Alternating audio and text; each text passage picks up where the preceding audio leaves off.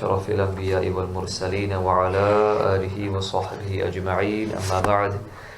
درود شریف کا نذرانہ پیش کیجئے۔ صلی اللہ علی النبی وآلہ صلی اللہ علیہ وسلم، صلاۃ و سلام علیک یا سیدی یا حبیبی یا رسول اللہ صلی اللہ علیہ وسلم۔ انشاءاللہ عز و جل آج قرآنی مضامین پر مشتمل اس کتاب میں سے چند قرآنی مضامین آپ کے سامنے پیش کیے جائیں گے اور چند آیت کریمہ اس کی مختصر سی تفسیر۔ بسم اللہ الرحمن الرحیم۔ قرآن شریف کا ایک اہم اور شاندار واقعہ جو بہت تفصیل کے ساتھ مفسرین کرام نے بیان فرمایا، اور یہ بہت ہی مشہور و معروف واقعہ بھی ہے، اور اسی کی ضمن میں ایک سورت مبارکہ کی اس کا نام بھی اسی واقعے کے پیش نظر رکھا گیا ہے، سورۃ البقرہ۔ اس کا کچھ واقعہ یہ ہے کہ بنی اسرائیل میں ایک بہت ہی نیک اور صالح بزرگ تھے، اور ان کا ایک ہی بچہ تھا جو ابھی نابالغ تھا، اور ان کے پاس فقط ایک گائے کی بچھیا تھی۔ ان بزرگ نے اپنی وفات کے قریب اس بچھیا کو جنگل میں لے جا کر ایک جھاڑی کے پاس یہ کہہ کر چھوڑ دیا کہ یا اللہ عز و جل، میں اس بچھیا کو اس وقت تک تیری امانت میں دیتا ہوں کہ میرا بچہ بالغ ہو جائے۔ اس کے بعد وہ بزرگ، ان کا انتقال ہو گیا، ان کی وفات ہو گئی، اور بچہ چند دنوں میں بڑی ہو کر درمیانی عمر کی ہو گئی، اور بچہ بھی جوان ہو کر اپنی ماں کا بہت ہی فرما بردار اور انتہائی نیکوکار ہوا۔ اس نے اپنی رات کو 3 حصوں میں تقسیم کر رکھا تھا۔ ایک حصے میں سوتا تھا، اور ایک حصے میں عبادت کرتا تھا، اور ایک حصے میں اپنی ماں کی خدمت کرتا تھا، اور روزانہ صبح کو جنگل سے لکڑیاں کاٹ کر لاتا اور ان کو فروخت کر کے 1/3 رقم صدقہ کر دیتا، اور 1/3 اپنی ذات پر خرچ کرتا، اور 1/3 رقم اپنی والدہ کو پیش کر دیا کرتا تھا۔ ایک دن لڑکی کی ماں نے کہا کہ میرے پیارے بیٹے، تمہارے باپ نے میراث میں ایک بچیا چھوڑی تھی جس کو انہوں نے فلاں جھاڑی کے پاس جنگل میں خدا عز و جل کی امانت میں سونپ دیا تھا۔ اب تم اس جھاڑی کے پاس جا کر یوں دعا مانگو کہ اے حضرت ابراہیم و حضرت اسماعیل و حضرت اسحاق علیہ السلام کے خدا، تو میرے باپ کی سونپی ہوئی امانت مجھے واپس دے دے، اور اس بچیا کی نشانی یہ ہے کہ وہ پیلے رنگ کی ہے، اور اس کی کھال اس طرح چمک رہی ہوگی کہ گویا سورج کی کرنیں اس میں سے نکل رہی ہیں۔ یہ سن کر لڑکا جنگل میں اس جھاڑی کے پاس گیا اور دعا مانگی، تو فوراً ہی وہ گائے دوڑتی ہوئی آ کر اس کے پاس کھڑی ہو گئی، اور یہ اس کو پکڑ کر گھر لایا۔ تو اس کی ماں نے کہا، بیٹا، تم اس گائے کو لے جا کر بازار میں 3 دینار میں فروخت کر ڈالو، لیکن کسی گاہک سوداگر کو بغیر میرے مشورے کے مت دینا۔ ان دنوں بازار میں گائے کی قیمت 3 دینار ہی تھی۔ بازار میں ایک گاہک آیا جو در حقیقت فرشتہ تھا۔ اس نے کہا کہ میں گائے کی قیمت 3 دینار سے زیادہ دوں گا، مگر تم ماں سے مشورہ کیے بغیر گائے میرے ہاتھ فروخت کر ڈالو۔ لڑکے نے کہا کہ تم خواہ کتنی بھی زیادہ قیمت مجھے دو، مگر میں اپنی ماں سے مشورہ کیے بغیر ہرگز اس گائے کو نہیں بیچوں گا۔ لڑکے نے ماں سے سارا ماجرا بیان کیا، تو ماں نے کہا کہ یہ گاہک شاید کوئی فرشتہ ہو،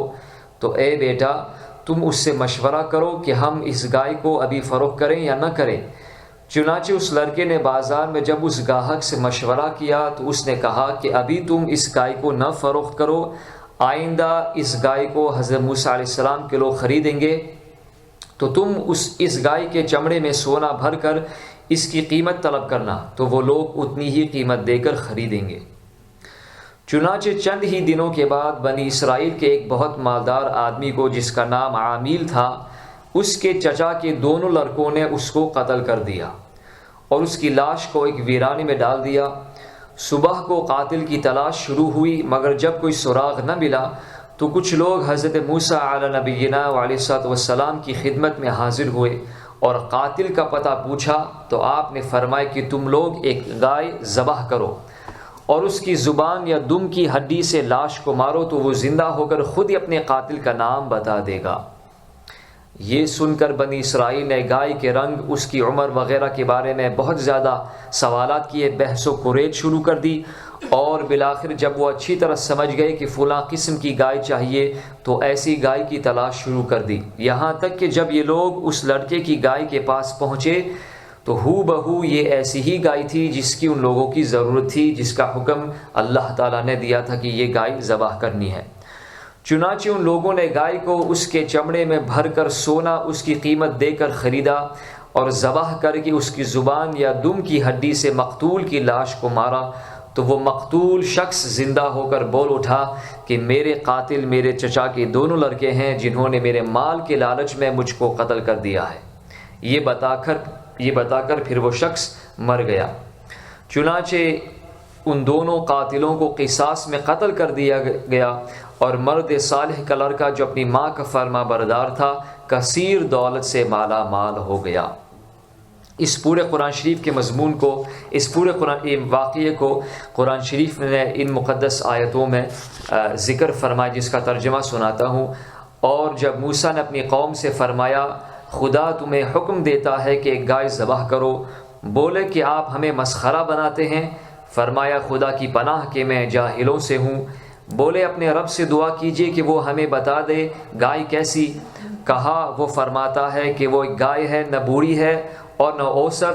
بلکہ ان دونوں کے بیچ میں، تو کرو جس کا تمہیں حکم دیا جاتا ہے۔ بولے اپنے رب سے دعا کیجئے ہمیں بتا دے اس کا رنگ کیا ہے؟ کہا وہ فرماتا ہے وہ ایک پیلی گائے ہے جس کی رنگت دہدہاتی دیکھنے والوں کو خوشی دیتی ہے۔ بولے اپنے رب سے دعا کیجئے کہ ہمارے لیے صاف بیان کرے وہ گائے کیسی ہے، بے شک گائیوں میں ہم کو شبہ پڑ گیا ہے اور اللہ چاہے تو ہم راہ پا جائیں گے۔ کہا وہ فرماتا ہے کہ وہ ایک گائے ہے جس کی خدمت نہیں لی جاتی کہ زمین جوتے اور نہ کھیتی کو پانی دے، بے عیب ہے جس میں کوئی داغ نہیں۔ بولے اب آپ ٹھیک بات لائے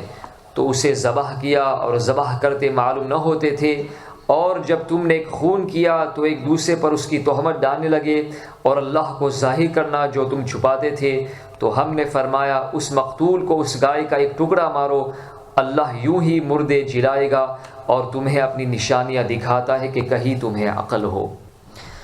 اس واقعے سے ہمیں کیا درس عبرت اور درس نصیحت حاصل ہوتی ہے؟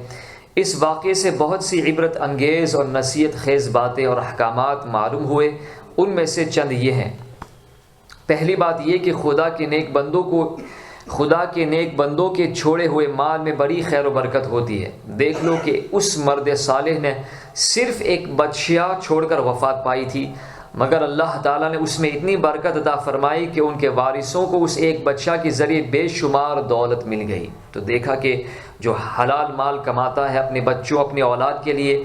حلال مال چھوڑتا ہے، اگرچہ وہ کم مقدار میں ہو لیکن اللہ تعالیٰ اس میں خوب خیر و برکت عطا فرماتا ہے۔ دوسری بات ہمیں یہ پتہ چلی کہ اس مرد صالح نے اولاد پر شفقت کرتے ہوئے بچیا کو اللہ تعالیٰ کی امانت میں سونپا تھا، تو اس سے معلوم ہوا کہ اولاد پر شفقت رکھنا اور اولاد کے لیے کچھ مال چھوڑ جانا یہ اللہ والوں کا طریقہ ہے۔ تیسری بات ہمیں یہ معلوم ہوئی کہ ماں باپ کی فرما برداری اور خدمت گزاری کرنے والوں کو خداوند کریم غیب سے بے شمار رزق کا سامان عطا فرما دیتا ہے۔ دیکھ لو کہ اس یتیم لڑکے کو ماں کی خدمت اور فرما برداری کی بدولت اللہ تعالیٰ نے کس قدر صاحب مال اور خوشحال بنا دیا۔ چوتھی بات جو ہمیں معلوم ہوئی اس قصے سے، اس واقعے سے، وہ یہ کہ خداوند قدوس کے احکامات میں بحث اور قرید کرنا، زیادہ سے زیادہ سوالات کرنا مصیبتوں کا سبب ہوا کرتا ہے۔ دیکھ لو بنی اسرائیل کو ایک گائے ذبح کرنے کا حکم ہوا تھا، اور کوئی سی بھی گائے ہو سکتی تھی،